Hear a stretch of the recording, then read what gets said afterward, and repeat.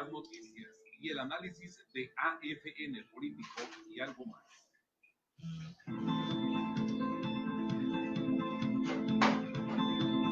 Es momento del análisis del acontecer nacional y regional, la vida política, las noticias y el análisis de AFN Político y algo más.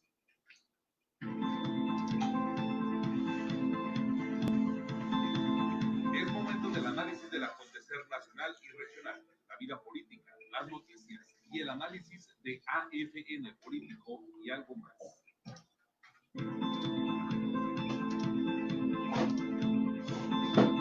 Es momento del análisis del acontecer nacional y regional, la vida política, las noticias y el análisis de AFN Político y algo más.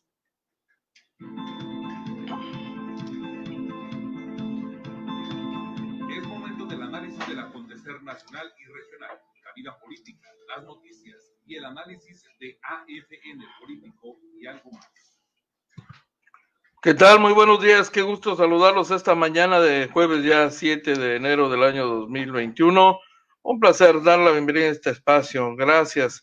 Listos para compartirles la información sobre los últimos acontecimientos y ofrecerles hoy una charla muy interesante, útil, suponemos que útil para todos aquellos que nos han estado preguntando qué hacer por su salud en estos meses que faltan para que la vacuna pueda llegar a cada vez más gente.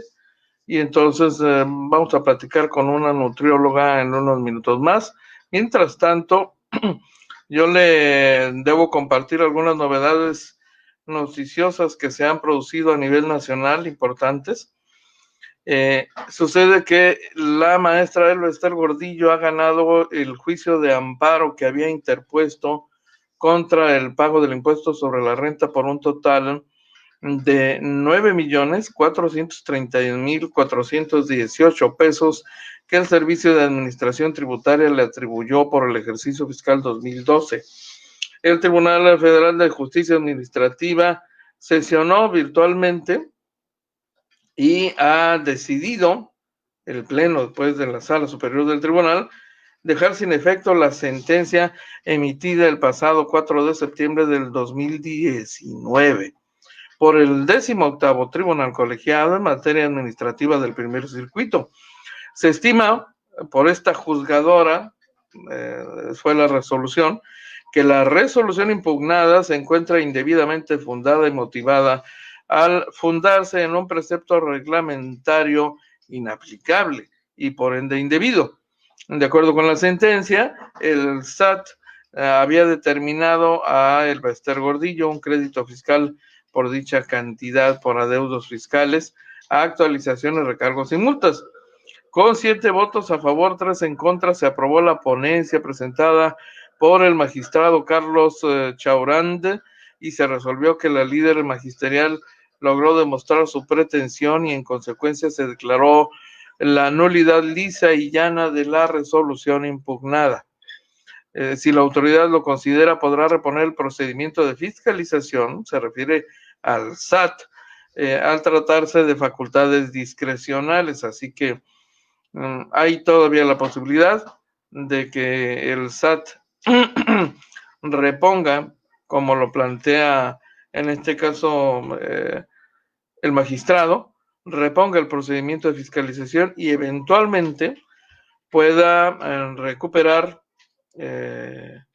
ese crédito fiscal que le han fincado a la dirigente Elba Ester Gordillo. Así que con esta resolución se anota una palomita en su batalla personal por recuperar, primero ya logró recuperar su libertad, luego los efectos legales de su detención y posteriormente, bueno, pues en la recuperación de su patrimonio. Entonces, Elba Ester Gordillo logra ganar esta batalla a las autoridades fiscales de este país en una decisión que evidentemente va a generar más controversia, sin duda alguna. Gracias a quienes se están conectando con nosotros en este momento. Ya está también con nosotros Laura Chacón Garbato, la persona de que le habíamos platicado hace un instante, para atender pues estas múltiples peticiones, estas dudas, responder al interés de qué tipo de cosas podemos hacer los habitantes de Baja California, de esta ciudad particularmente, para ayudar a nuestro cuerpo a enfrentar de la mejor manera posible esta pandemia y ante un eventual riesgo de contagio por COVID-19, que como nos ha venido diciendo incansablemente la autoridad, golpea y muy severamente, hasta en forma letal, a quienes tienen las llamadas comorbilidades y estaríamos en mayor riesgo. Sin más trámite, voy a dar la bienvenida a Laura Chacón Garbato. Aquí le tenemos. ¿Qué tal? ¿Cómo está? Buenos días, ¿cómo está, Enrique? Laura, ¿qué tal? Gracias por acompañarnos esta mañana. Gracias por la invitación. Oiga, fíjese que hemos tenido constantemente expresiones de quienes nos acompañan en esta producción, en estas transmisiones, sobre qué hacer frente al hecho de que no existe cura probable, por lo menos hasta este momento, contra COVID-19, y eso supondría que tenemos que esperar inermes frente a este enemigo, que ahora ya conocemos un poco mejor, hasta donde se puede entender la palabra conocer. La verdad es que se han despachado en grande con nosotros, porque no solo no sabemos quién es el enemigo, no terminamos de conocer, y en esto incluye a la comunidad científica, que es la más enfocada en el conocimiento de esto. Lo único que nos han dicho, y eso sí es muy claro, es que las personas con comorbilidades, con alta presión, hipertensión, diabetes, etcétera, etcétera, los llamados efectos del síndrome metabólico, seríamos víctimas más fáciles. De hecho ya han sido, llevamos más de 5,000 muertos en Baja California, que no es un dato menor, y me parece que lo único que podríamos hacer nosotros es abonarle a nuestra mejor condición para enfrentar una batalla, si es que se llega a dar. Por favor, platíquenos desde su experiencia como nutrióloga, qué es lo que de manera sencilla puede hacer la gente para fortalecer el sistema inmune. Esta es una frase que se repite constantemente en las redes sociales, aquí mismo. ¿Qué hacer para fortalecer el sistema inmune?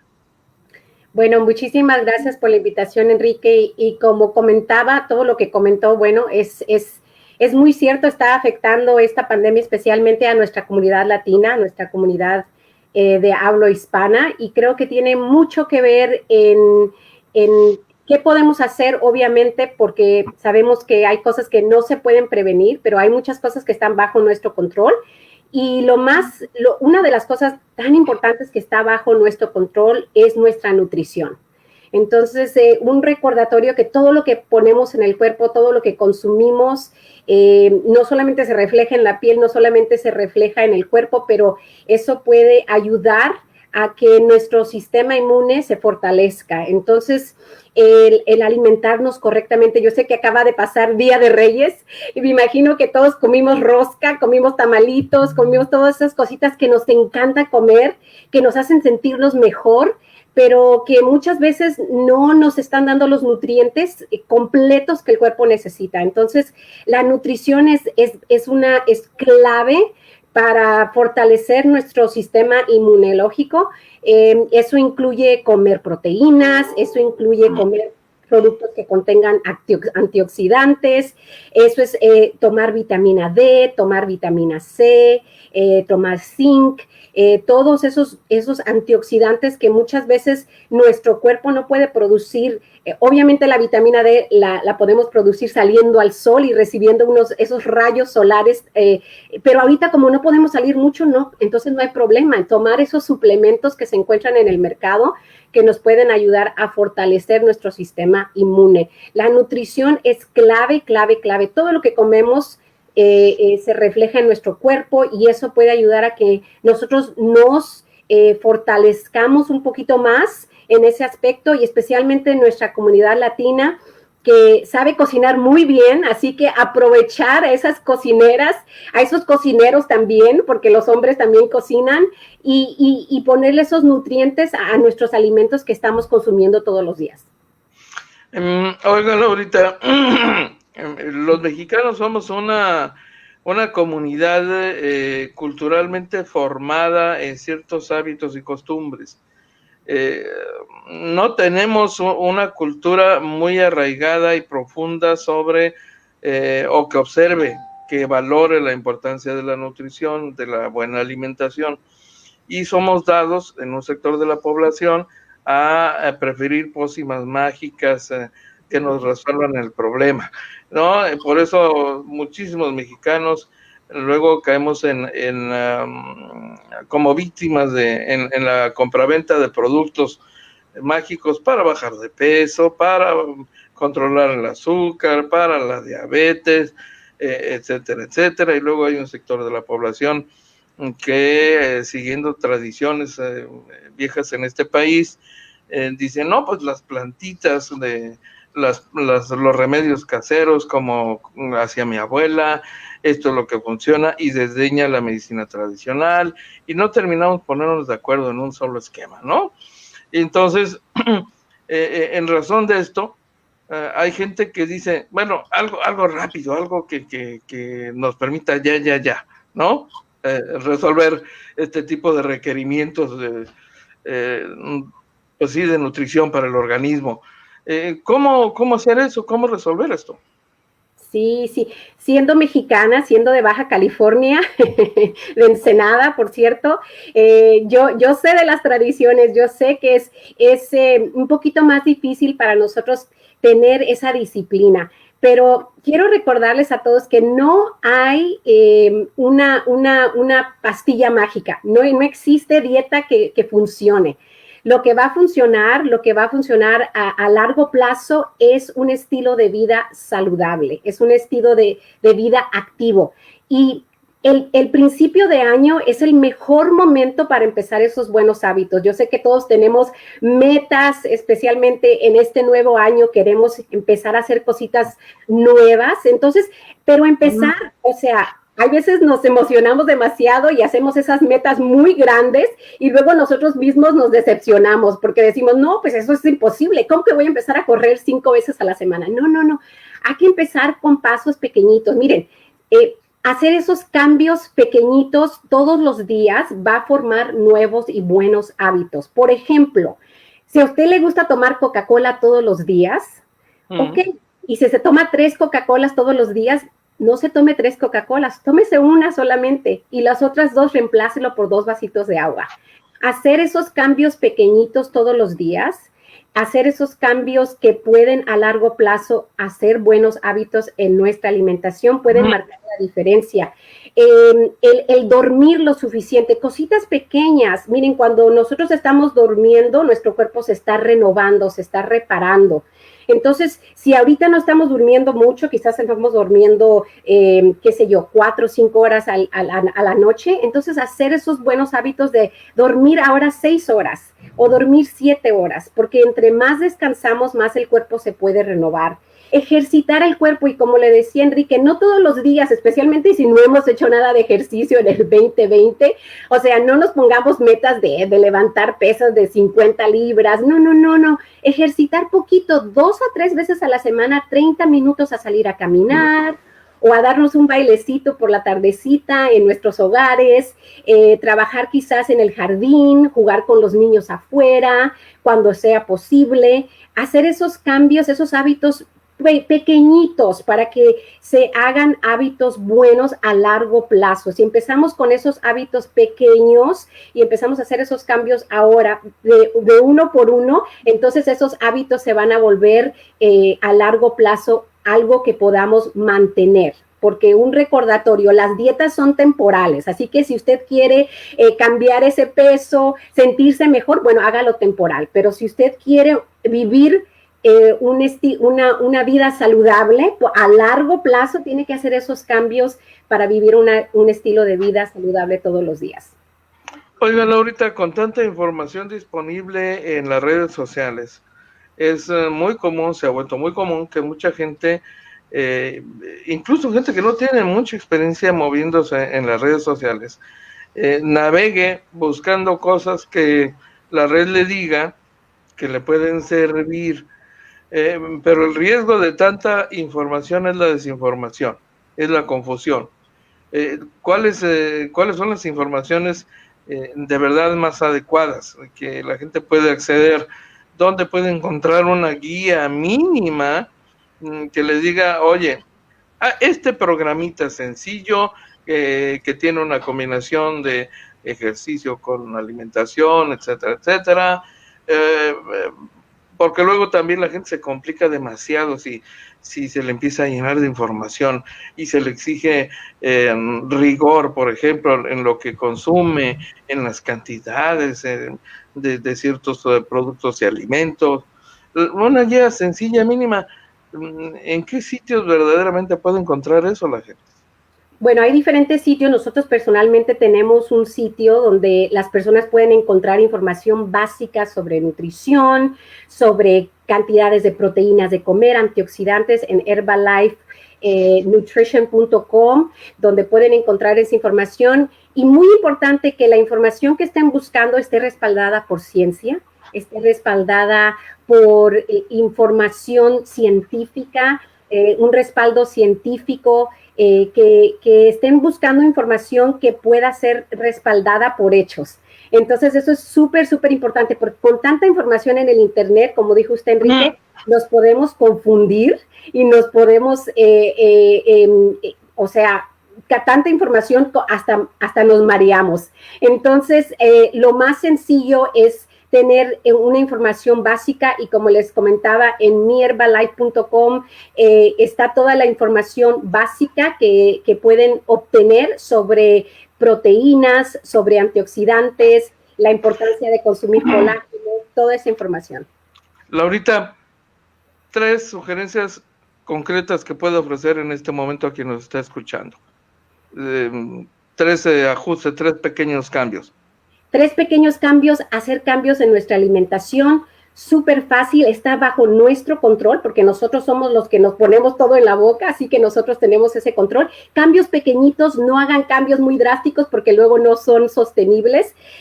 El dormir de 6 a 8 horas diarias, súper importante para mantener nuestro sistema inmune, para mantener esas fuerzas, para renovarnos y ejercitar el cuerpo. 2 a 3 veces a la semana, 30 minutitos, no tiene que ser algo exagerado, empiecen con pasos pequeñitos para que puedan ser sostenibles.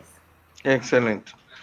Laurita, pues le queremos agradecer que nos haya obsequiado su tiempo para apoyar al auditorio con este tipo de orientaciones esenciales hoy día frente a los desafíos de la pandemia y en materia de salud pública. Muchísimas gracias, Enrique, por la oportunidad, deseándoles a todos un muy feliz y saludable 2021. Que pase buen día. Gracias igualmente. Bueno, ahí tiene usted algunas orientaciones básicas. La nutrición ha cobrado una importancia, una relevancia extraordinaria en este escenario pandémico, como la mejor alternativa que puede tener todo el mundo, que podemos tener, ricos o pobres. No se trata de gastar en grandes cosas, sobre todo porque, y ese es el fondo del tema, en materia de salud, este tipo de apoyos y de acciones para fortalecer nuestra salud, nuestro organismo, no tienen que ser costosos. De hecho, no tienen que costar, no tienen que sacarnos del presupuesto. Por ejemplo, como es en el caso de una persona a la que ya tiene encima la enfermedad del contagio y del COVID, y tiene que gastar en promedio entre 8 y 15 mil pesos. Ese es el promedio que hoy cuesta la atención de COVID. cuando le dicen quédese en casa, bajo observación y siga este tratamiento, van a venir requerimientos en medicamentos, en ajustes, y eso le cuesta a la gente. Le cuesta hasta en el oxígeno que tiene que conseguir como apoyo a algunas personas cuando ya empiezan a complicarse sus organismos por el avance del virus. Y entonces, entre los test que luego le sugieren a una persona enferma de COVID, productos, medicamentos, que no le va a entregar una autoridad sanitaria, o imagine usted en el caso de cuando acude a un médico particular porque quiere alejarse de los hospitales por el riesgo de contagio ahí. Bueno, el costo puede subir todavía mucho más.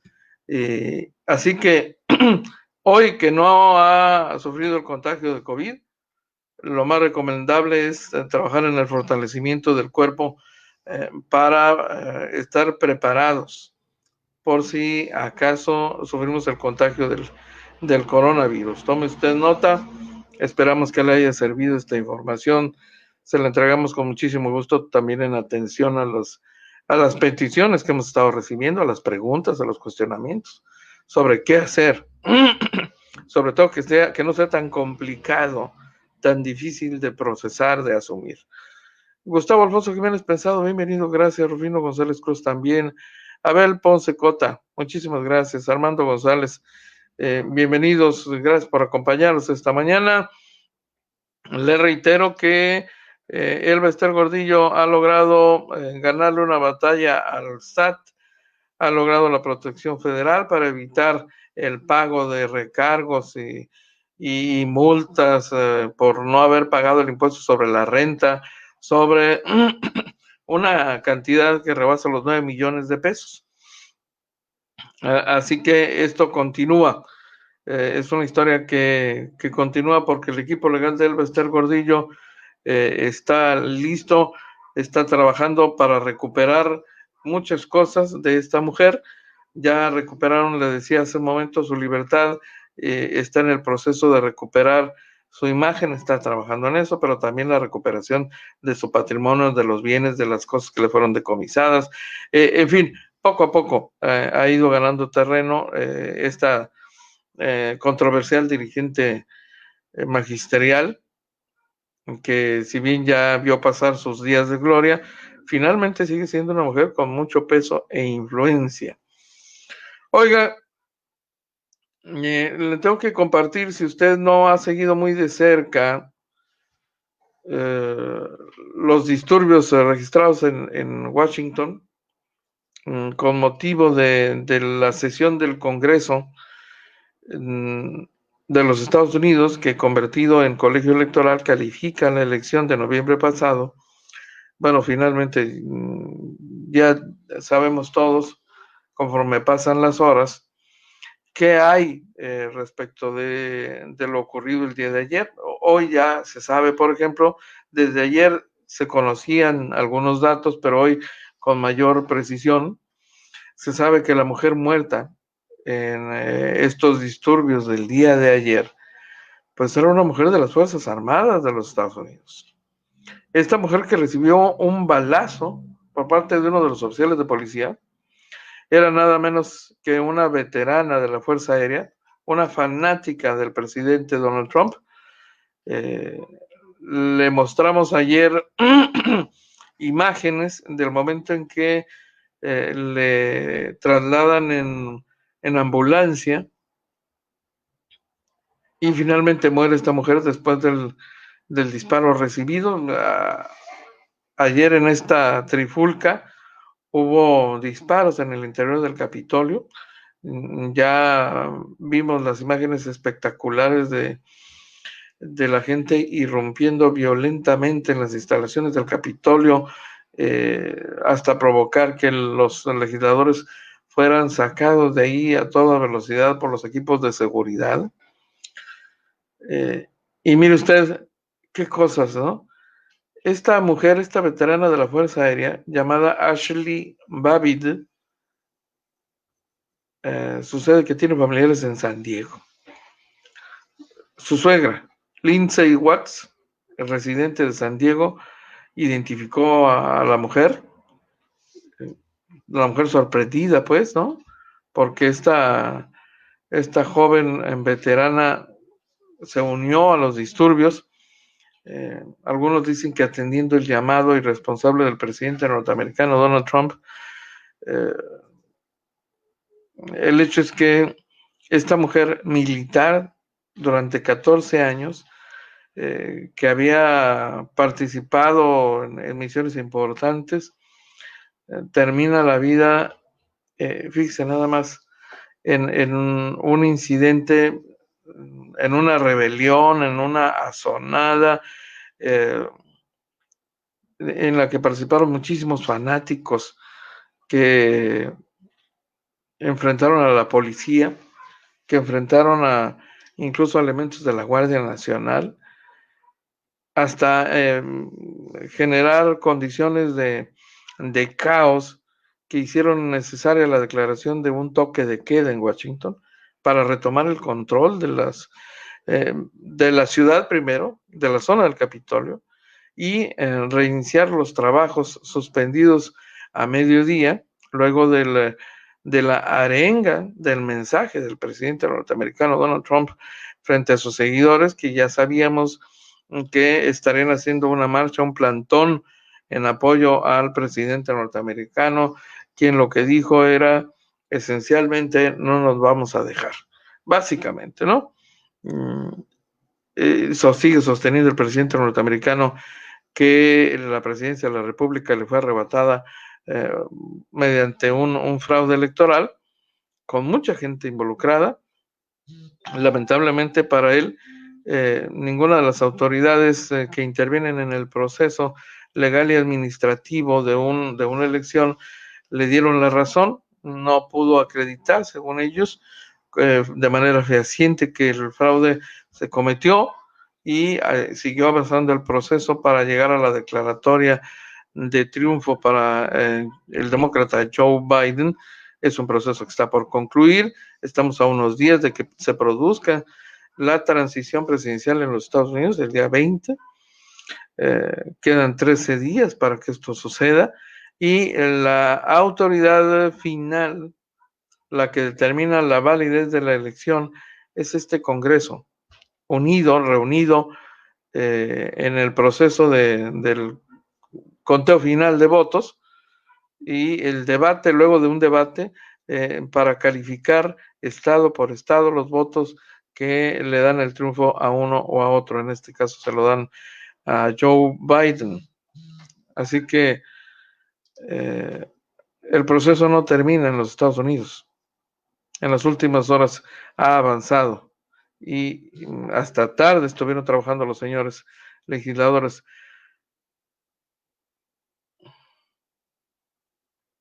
Rosa Watts, buenos días, bienvenida. Triste día, dice, ver cómo estos revoltosos entraban al Capitolio.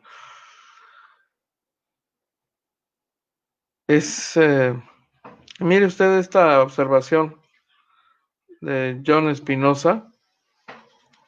Dice, las noticias ayer me di cuenta de que las palabras incitan a la violencia, pero mata más la lengua. Para mí Trump es y ha sido un redhead, o incitador hacia las demás razas, con su supremacía blanca.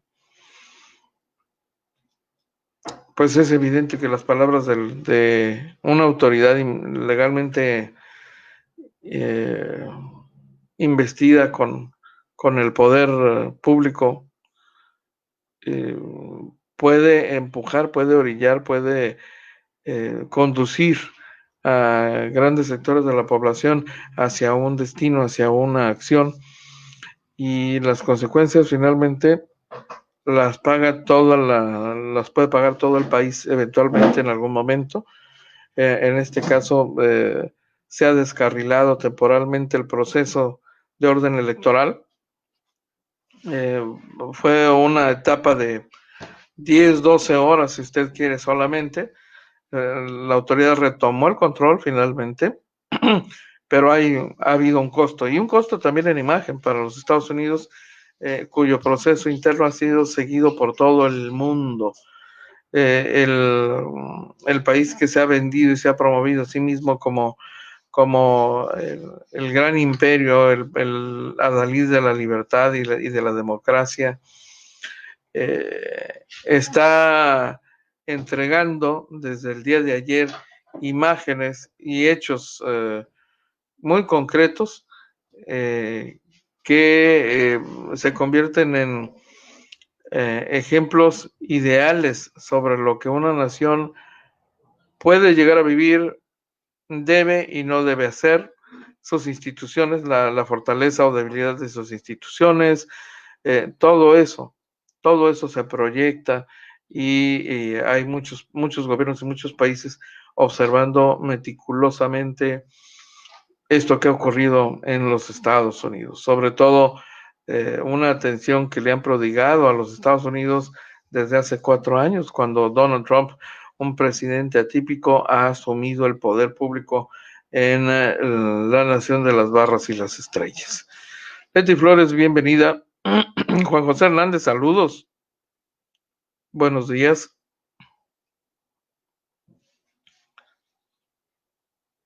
María Mónica Martínez Blanco también nos acompaña, Isela Villa, Liliana Astuy, Juan Manuel Corrales, Olivia Pérez, Mar Rodríguez, Juan Cabuto también. Muchísimas gracias. Don Rufino González Cruz. Elisa Brandt. Muchísimas gracias. Gracias, muy amable. Elisa Brandt. Entonces quedará Joe Biden. Es un juego democrático, pero Trump creo que se quede tranquilo. No creo que se quede tranquilo. Seguramente no se quedará tranquilo, pero no habrá mucho que pueda hacer después del descrédito en el que ha quedado sumido. No tenemos información concluyente todavía en el sentido de que esté avanzando la propuesta que hay para aplicarle una enmienda constitucional que permitiría correrlo, sacarlo de la presidencia, despedirlo.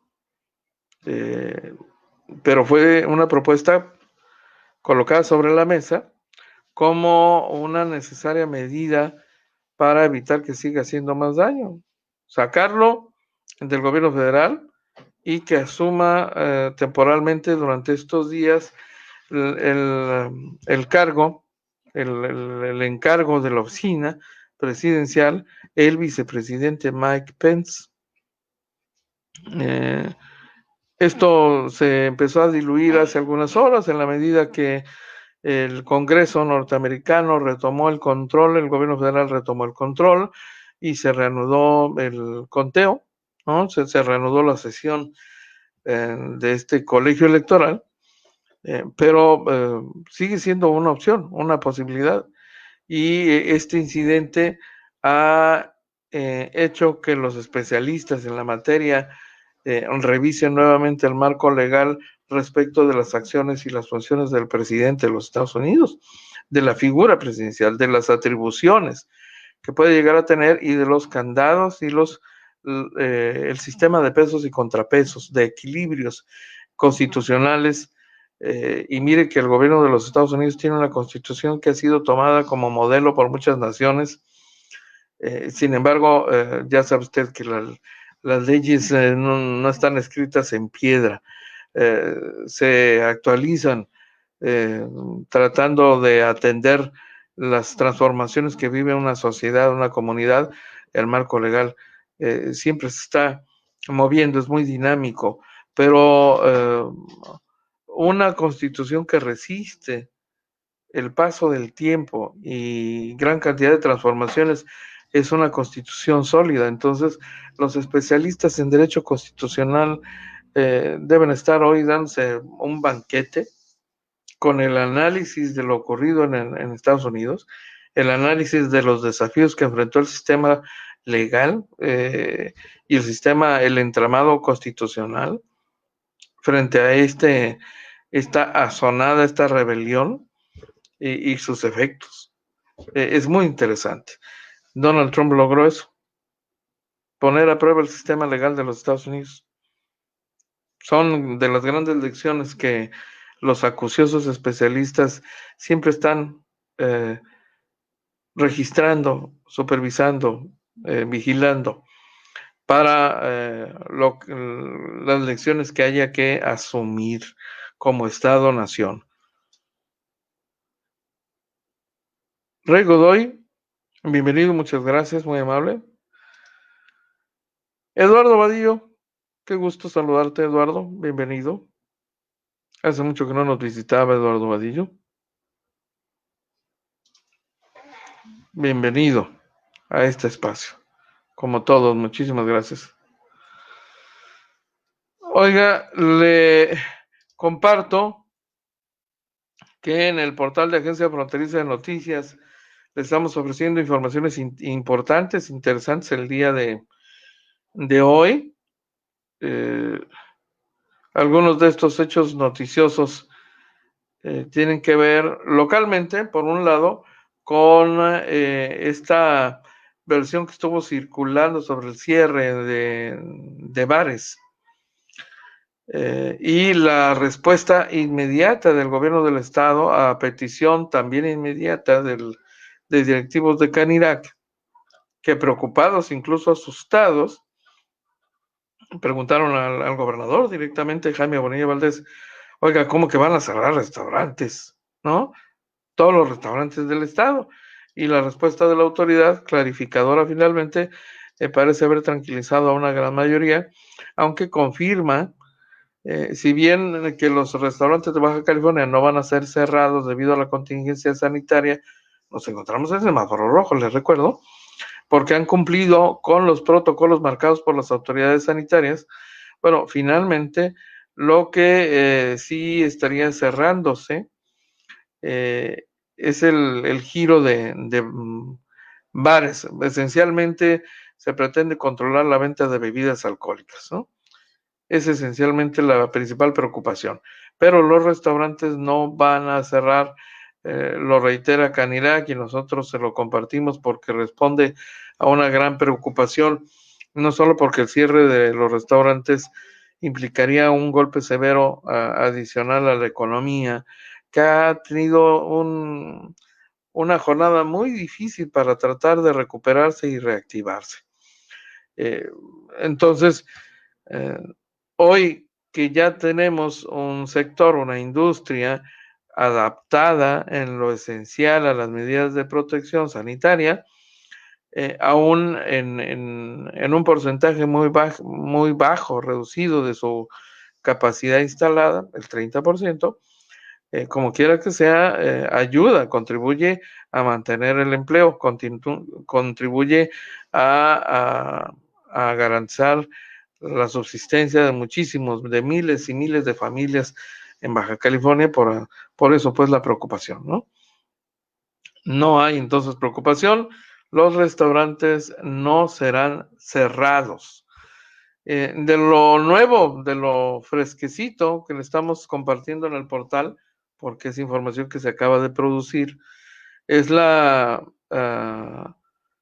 reacción de la Fiscalía General del Estado a los problemas de inseguridad graves que se han venido presentando en Tecate en las últimas horas, donde, por ejemplo, en un solo hecho, fueron asesinados 5 jóvenes por un grupo delictivo que usó armas largas, que los ejecutó en plena vía pública y que huyó. No hay detenidos, no se había reportado detenidos. Bueno, hoy el fiscal general, Hiram Sánchez, presentó un pequeño informe sobre este asunto y dice el fiscal central que el operativo policíaco implementado por corporaciones estatales y federales en Tecate va a continuar de forma permanente luego de estos hechos de alto impacto.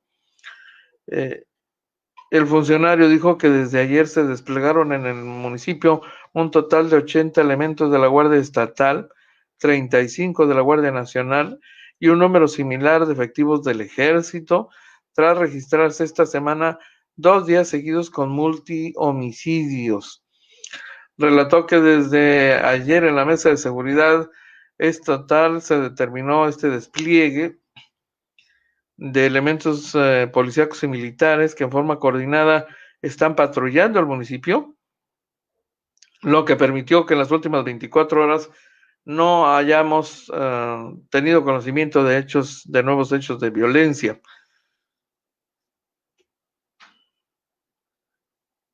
Son 2 grandes acontecimientos y hechos delictivos que la autoridad está investigando. Uno es esta ejecución de 5 jóvenes y otro homicidio, multihomicidio, con 6 víctimas también, 6 hombres asesinados que son investigados. ¿No hay detenidos todavía? No hay detenidos. El fiscal central, que ha sido un hombre que cuida mucho las palabras en sus intervenciones en los reportes matutinos a los que el gobernador le invita, en representación de la Fiscalía General del Estado, hizo un llamado a la alcaldesa para que tome cartas en el asunto. No es un hombre de estridencias, Irán Sánchez, creo que eso ha quedado claro, pero ha pedido a la alcaldesa Zulema Adams que tome cartas en el asunto. Recordó que por cuestiones políticas la alcaldesa pidió a un militar que fungía como director de la Policía Municipal, cuyo nombramiento había sido incluso reconocido por la Secretaría de la Defensa Nacional y la Fiscalía Estatal. Ella despidió a ese militar y hay quienes atribuyen a ese acto el desorden que se ha registrado en Tecate. Entonces, sí, Zulema Adams sigue bajo la mira, eso es evidente, la mira política, eventualmente legal y administrativa, pero por lo pronto sigue gobernando Tecate y estos son los hechos que siguen presentándose en esa comunidad.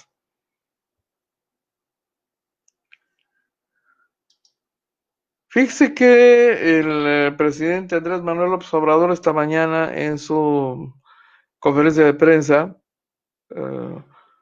respondió a preguntas de los periodistas sobre si va a asistir a la toma de posesión de Joe Biden. Y dice el presidente que pues no lo han invitado para este evento. Lamentó los hechos registrados allá en el Capitolio y dice que ha decidido salir muy poco el presidente. En función de esto último, nos estaríamos preguntando si el presidente, a la luz de esta definición que hoy hizo públicamente, estará cancelando la visita que había anunciado para Baja California. Usted debe recordar seguramente que él prometió estar de nueva cuenta aquí en el estado entrando el año. Se esperaba que pudiese ser eventualmente en febrero posiblemente, pero pues esto no se ha confirmado. Y hoy que el presidente de la República dice que ha tomado la decisión de salir poco, pues no tenemos claro si esto incluye una posible cancelación de su visita, de su anunciada visita a Baja California. Hombre, mi estimado Óscar Flores Peñuelas, es un privilegio, caray, un compañero de medios de comunicación, de televisión para ser más preciso. Saludos, Óscar, ex compañero de la licenciatura. Qué gusto saludar a Óscar Flores Peñuelas. Elisa, jamás en la historia había visto algo así. Será muy vergonzoso sacarlo con la fuerza, sí, seguramente sí. Maestro Cristóbal Sandoval, saludos. Buen día. Francisco Montiel, bienvenido también. Sí, efectivamente, este fin de semana tiene previsto, nos comenta Francisco Montiel, tiene previsto viajar a Michoacán, una zona caliente, una zona sensible, inestable. y con añejos problemas de inseguridad.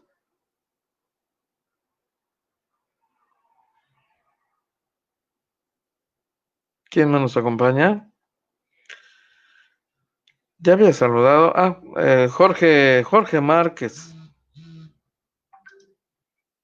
Ojalá que no cancele la visita, pues era la esperanza de que con esa visita terminaría la violencia en Baja California. Pues tenía en su haber algunos temas de agenda que abordar, algunos compromisos muy concretos. El presidente de la República tenía previsto, entre otras cosas, venir a inaugurar instalaciones en San Quintín, ahí donde se está construyendo un nuevo cuartel para la Guardia Nacional, y también obras de ampliación de carácter hospitalario. Entonces, para una clínica del Seguro Social, hoy que San Quintín ya es municipio, ya es una ciudad que tiene muchísimos requerimientos en materia de infraestructura, porque antes recibía el trato de delegación municipal, y hoy que empieza a construir su su estatus como ciudad, bueno, el carácter de ciudad no, no es, para lograrlo no es suficiente una declaratoria formal. No basta con que el Congreso haya aprobado que ya es mayor de edad y que le otorgue la credencial de elector, vaya, por decirlo de alguna manera, muy llanera si usted quiere, pero no basta eso, ¿no? El carácter de ciudad demanda muchísimas otras cosas.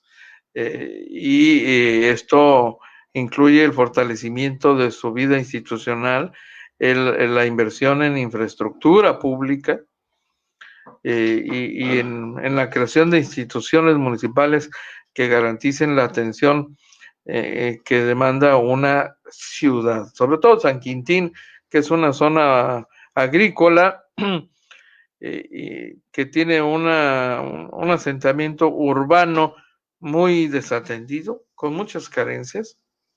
Así que ese fue un compromiso del presidente de la República. Además, una preocupación del presidente, un encargo que le hizo al gobierno de Jaime Bonilla, convertir a San Quintín en ciudad y dotarlo de su representación legal de gobierno, pues para acelerar ese proceso de desarrollo que tanto requiere San Quintín, y bueno, todo el sur de Ensenada, ya saben. El problema de centralización que vivimos los mexicanos respecto de la sede de los poderes centrales se refleja en el resto del país. El problema del centralismo lo vivimos aquí en Baja California, y el caso de Ensenada es de lo más ilustrativo, ¿no? El centro de los poderes está en el puerto de Ensenada, y fuera de ahí, para aplicar una frase que es muy repetida, fuera del centro de Ensenada, todo es Cuautitlán, y el resultado es el sur de la península, bueno, de la parte del estado, pues, en abandono, en una postración económica y social de muchas décadas. Y fíjese que precisamente para evitarlo es que el gobierno de la República construyó la carretera transpeninsular con Luis Echeverría, precisamente para generar desarrollo en el sur del estado, de la península en general, pero ese desarrollo ha sido muy lento. Así que hay mucho trabajo que hacer ahí, sin duda. Veremos si el presidente de la República por lo pronto cumple su propósito, su anuncio, su compromiso de visitar Baja California nuevamente. Esperemos que sí, que traiga cosas interesantes, buenas noticias para los baja californianos. Roberto Magaña, no se vale que los delincuentes hagan sus fechorías y todavía amenacen con hacer daño si se dan a conocer sus fechorías. Olivia Pérez, saludos. Bienvenida. Es lo que está ocurriendo en Tijuana, en Baja California. Algo de lo que le estamos ofreciendo también en el portal de Agencia Fronteriza de Noticias es esta información relativa a la decisión de las redes sociales de eliminar las publicaciones del presidente norteamericano. ¿Cómo se nota, que los poderes reales y los poderes fácticos tienen de verdad una influencia enorme? Cuando al presidente de la nación más poderosa del mundo, como se le ha venido conociendo, le pueden aplicar esto que hemos visto. Le ha ocurrido al presidente norteamericano, la eliminación de sus publicaciones en redes sociales, pero no solo eso, la eliminación de las cuentas oficiales en Facebook, en Instagram, y esas cuentas le van a ser rehabilitadas luego de que concluya su cargo, es decir, después del 20 de enero. Mientras tanto, el presidente de los Estados Unidos de Norteamérica está amarrado de las manos. No podrá hacer publicaciones en sus redes sociales, en sus cuentas. Todas las cuentas del presidente norteamericano, Twitter, YouTube, Twitch, Facebook e Instagram, fueron suspendidas desde el día de ayer, luego de los incidentes en Washington, en el Capitolio. Hay una declaración del presidente de Facebook, Mark Zuckerberg.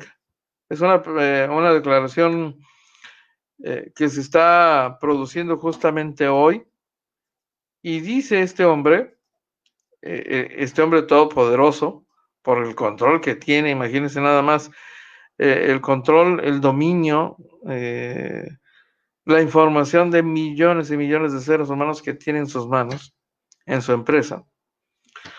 Mark Zuckerberg dice: luego de la certificación de los resultados electorales por parte del Congreso, la prioridad para todo el país debe ser ahora asegurar que los 13 días restantes y los días posteriores a la toma de posesión transcurran pacíficamente y de acuerdo con las normas democráticas establecidas, es lo que dice este empresario.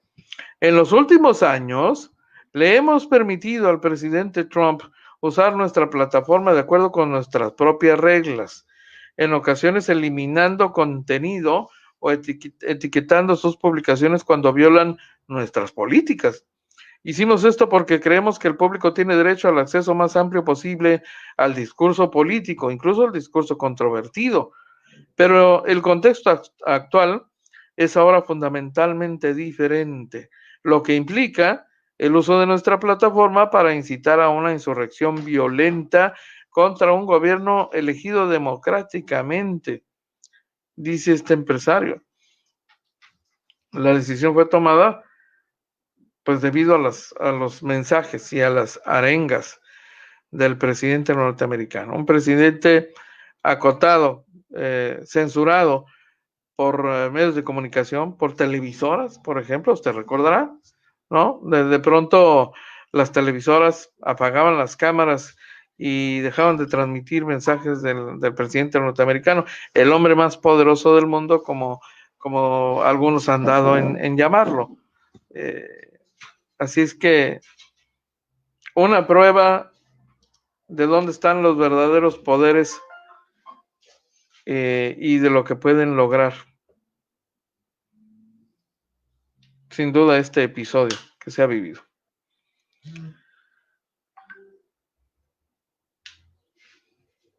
Le recomiendo la columna de nuestra compañera Dorelena Cortés, que aborda los temas de carácter político de las últimas horas, particularmente lo relativo a este proceso que están viviendo internamente los partidos y de manera especial la coalición PRI-PAN-PRD, enfilándose hacia la definición de candidaturas a la gobernatura de Baja California y a las alcaldías. Particularmente esas donde se barajan nombres de personajes políticos de la entidad, pero también de aquellos que podrían ser etiquetados en el sector de simplemente ciudadanos. El nombre de Carolina O'Banel está ahí, por supuesto, en la mesa de las consideraciones que están haciendo, sobre todo por parte de Acción Nacional, la fuerza política más grande de las tres que forman el de coalición para enfrentar los llamados gobiernos de la 4T en Baja California en junio próximo, ¿no? Interesante. Ahí hay algunos datos interesantes y consideraciones que vale la pena que lea usted. Están disponibles en la columna de nuestra compañera. Ajá, buena observación.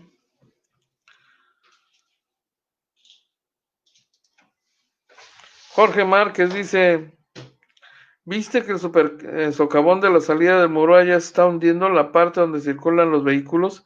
Esa calle ya va a cumplir 2 años sin reparar y no existe dependencia que tome cartas en ese asunto. Sí. Está a punto de colapsar el tránsito vehicular por la avenida de la tradicional avenida de acceso principal al Murúa. Es un problema desatendido por todas las autoridades desde hace 2 años. Por todas. Nadie se escapa. Es una calle afectada por la desatención, en primer término, de la Comisión Estatal de Servicios Públicos de Tijuana. Se han presentado ahí problemas severos. Aquí mismo le hemos compartido información muy detallada de la zona, transmisiones en vivo con nuestro compañero Carlos Breitling, que ilustran con toda precisión la zona de desastre en que está convertido ese tramo de la vialidad principal en el vado de inicio de la calle. Una vialidad que es entrada y salida del Murúa, una comunidad amplísima. Ahí empieza prácticamente el Cañón del Padre. Bueno, es la salida del término del Cañón del Padre. Prácticamente hay muchas comunidades más arriba, aguas arriba, pero dependiendo de dónde se coloque usted, pues es la entrada al Cañón del Padre, donde hay muchas comunidades, muchas colonias. Y es un embudo. Es un embudo. En años recientes se habilitó un nuevo acceso, entrada y salida, hacia el Murúa, que conecta directamente a la vialidad que corre paralela al arroyo La Lamar. Pero es una vialidad que, si bien ha dado un servicio importante a esa comunidad, es insuficiente. Es esencialmente una vialidad de 2 carriles y en algunos tramos muy, muy rigurosamente estrictos. Entonces, cada vez que llueve, la tradicional vialidad de acceso principal se inunda, se vuelve inutilizable, pero hoy está convertido en zona de guerra, ¿eh? ¿Qué quieren que le diga? Tiene toda la razón Jorge Márquez. Roberto Magaña, eso está en contra del derecho a manifestarse. No deben cancelar las redes al presidente de Estados Unidos, dice Roberto Magaña. El problema, mi estimado Roberto, es que pues es una empresa que ofrece servicios y se reserva el derecho de admisión. Es como cuando usted va a un restaurante. Un restaurante puede poner condiciones para que usted ingrese. Si usted no las acepta, tiene todo el derecho de no aceptarlas, pero entonces no puede entrar al restaurante, ni puede usar sus servicios. Las redes sociales son un negocio, son una empresa. Se reservan el derecho de admisión y puede no gustarnos, pero tienen todo el derecho legal de hacer lo que hicieron. Se ve como una acción escandalosa, sin duda, porque el destinatario no es Juan Pueblo, es el presidente de los Estados Unidos. Imagínense nada más. Jesús Ramón Zúñiga Barrera nos acompaña esta mañana. Muchísimas gracias. Bienvenido. Tarango, Giancarlo. Terminando la vía rápida, yéndose a la Colonia Federal.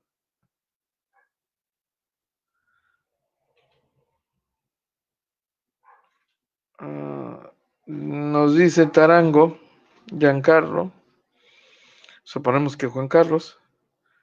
Se está deslavando hacia el edificio de electricistas, dice.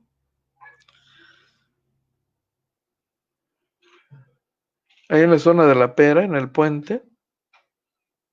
Bueno, es un dato importante al que habrá que darle seguimiento ante la posibilidad de que pueda tener alguna consecuencia mayor, ¿no? El puente. El puente es el que está sufriendo esta afectación. Muchísimas gracias por el dato, por compartir el dato. Vamos a pedirle a algunos de nuestros compañeros que haga un recorrido y nos... Ah, claro, por supuesto. Soy bombero y cuando paso por ahí, pues ha podido atestiguar eso.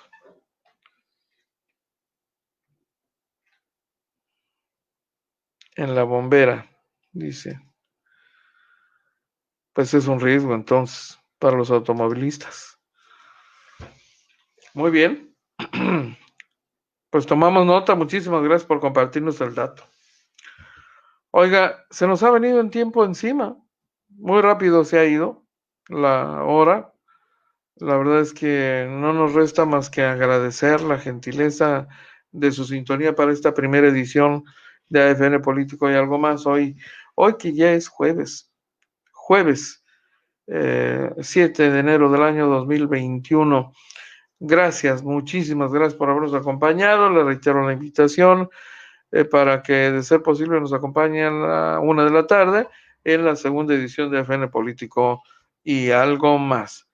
Que tenga usted una mañana extraordinaria. Cuídese. Y es todo por hoy. Lo invitamos para que nos siga de lunes a viernes, de 12 a 1 de la tarde por este canal. Agencia Fronteriza de Noticias es el portal de noticias más influyente y que sí se lee.